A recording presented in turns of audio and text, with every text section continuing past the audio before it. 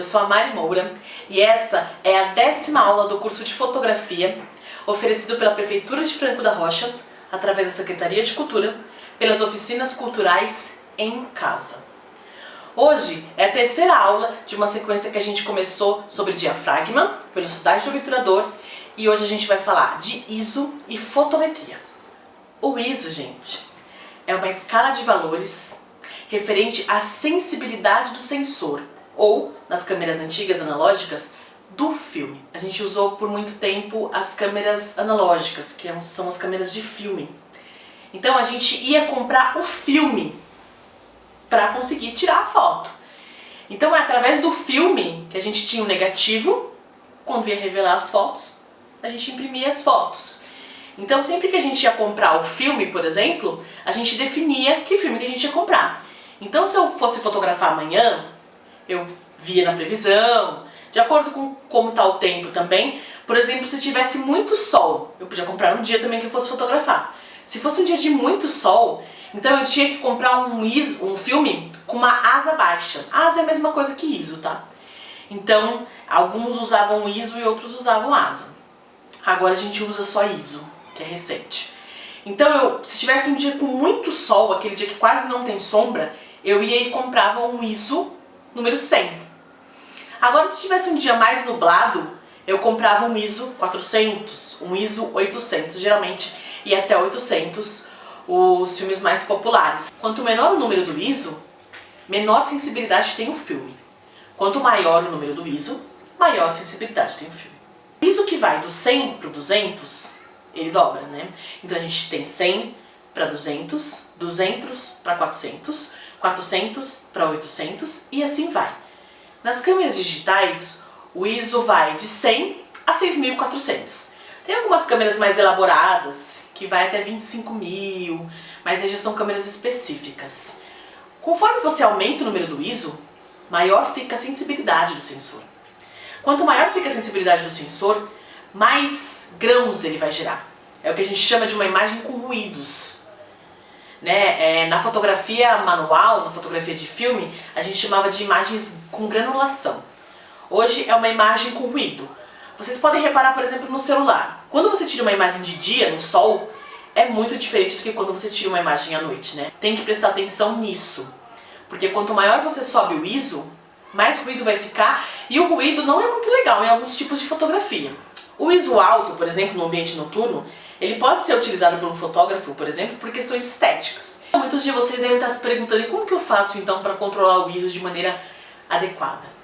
O importante é sempre que você vai fazer um ensaio, vai fazer uma sequência de fotos, você entender qual luz que você está vivenciando. Então essa luz que eu tô, por exemplo, é uma luz interna, tem só a luz aqui da minha janela, não tem nenhuma outra luz ligada, né, nenhuma outra luz artificial, não tem nenhuma lâmpada ligada. Então eu sei, por exemplo, que eu tenho que definir um ISO aqui, por exemplo, entre 800 e 1000 na minha câmera, porque eu estou contando, dessa maneira eu estou falando para ela, olha, definindo 1000 ali, eu estou falando, estou num ambiente fechado, esse ambiente não tem luz do sol batendo, por exemplo.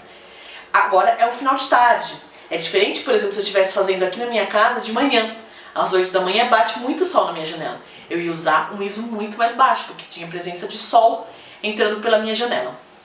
Então, sempre que a gente for fotografar, a gente tem que entender. Eu estou usando um tripé, por exemplo, você pode usar um ISO baixo no final de tarde, numa noite também. Só que, dependendo da sua imagem, você tem que ter um tripé.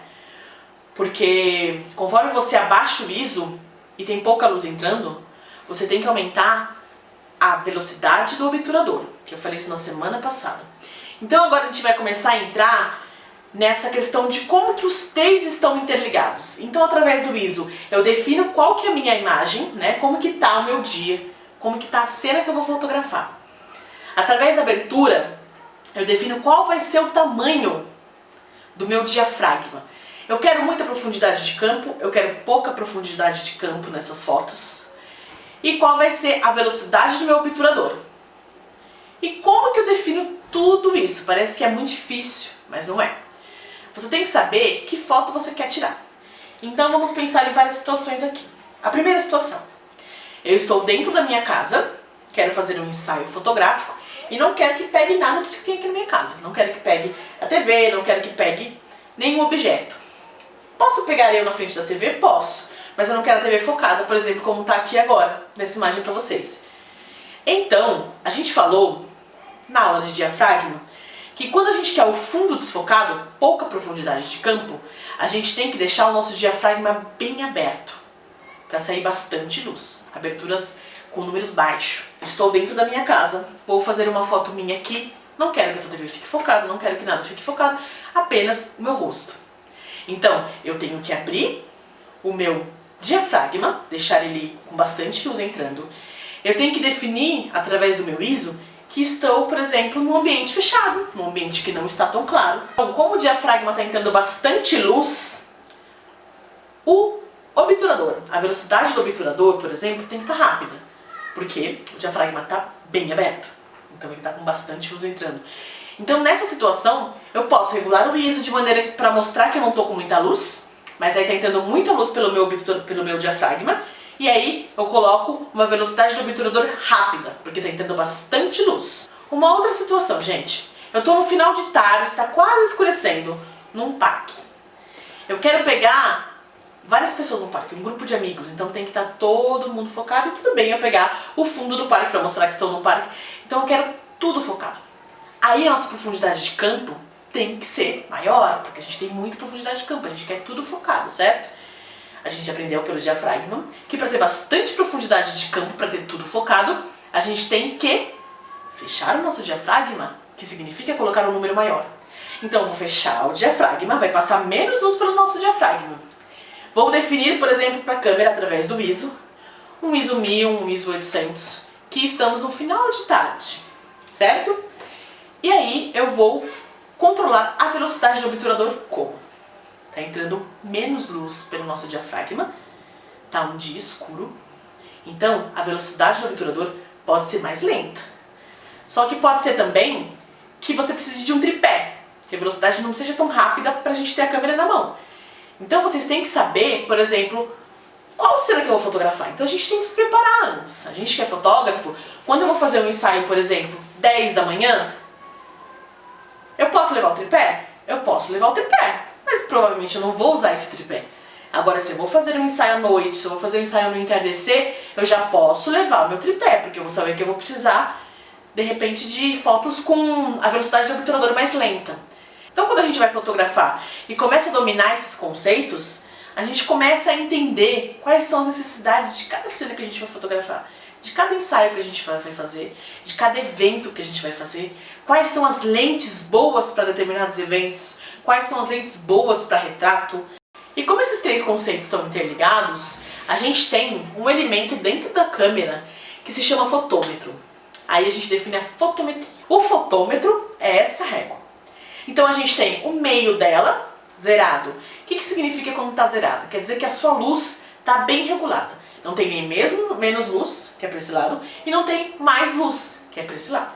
Conforme o fotômetro vai mudando, né? Então se eu estou aqui no zero e ele vai vindo para cá, quer dizer que está tendo menos luz. Ou ele vai vindo para cá, quer dizer que está tendo mais luz. O fotômetro, ele regula esses três elementos. Então ali na régua você consegue ver o seu ISO, a sua abertura do diafragma e a velocidade do obturador. É através desses três conceitos interligados que o fotômetro vai funcionar.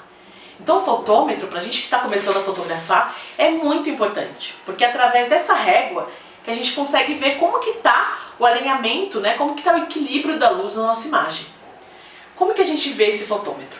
Geralmente nas câmeras digitais, quando a gente coloca o olho ali no visor, ou mesmo quando está na telinha, né, você vai até o meio do botão do disparo, ele aparece. Então eu estou aqui tirando uma foto, eu vou até o meio do botão de disparo, vou tirar a foto e ele vai mostrar a minha régua. Conforme eu mudo, né, então eu estou aqui com a minha câmera, se eu mudar para cá, por exemplo, já muda totalmente a minha luz. Se eu mudar para cá, já muda. E ele vai mudando de acordo com o que a gente vai se movimentando.